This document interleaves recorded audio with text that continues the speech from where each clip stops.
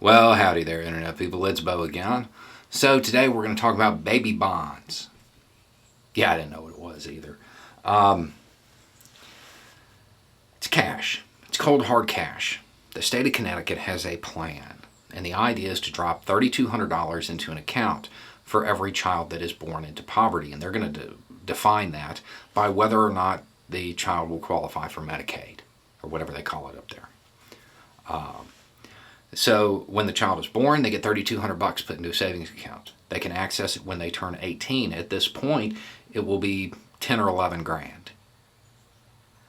Now, this is a ready substitute for generational wealth. It's a concept that we've talked about before. That's the money that your family has accumulated over the years. You know, your rich aunt, your uncle, your grandpa, whoever, who you can call up and say, hey, blew out my tire and don't have a spare. I need to borrow a couple $100. Or, hey, I want to start a business. I need to borrow some real money.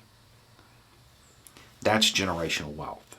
If you are in poverty, you don't have access to that, which means you are limited in opportunities, which means you may not be able to get out. This is why we talk about the cycle of poverty. We've talked about generational wealth before on this channel when we're talking about reparations, because you have the moral argument that you can make about anything, right and wrong. The problem is that when it comes to politics, Americans will always do the right thing as soon as they've tried everything else.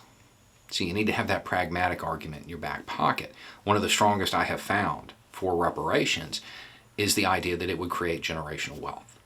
A lot of the descendants of slaves, well, because of the economic policies, meaning slavery and then into segregation, they haven't had the opportunity to generate that generational wealth because, as the name suggests, it might take generations to accumulate. And this speeds up that process. Now, I'm certain that Connecticut has run the numbers, and Connecticut understands that this money going into the economy, being spent on a college education, trade school, starting a business, whatever, is going to generate economic activity, and it's going to end up paying for itself. This is the kind of argument you can use when the moral arguments fail, when you can't reach somebody on the level of right and wrong. Appeal to, well, in the United States, appeal to money. It's better economically to do the right thing.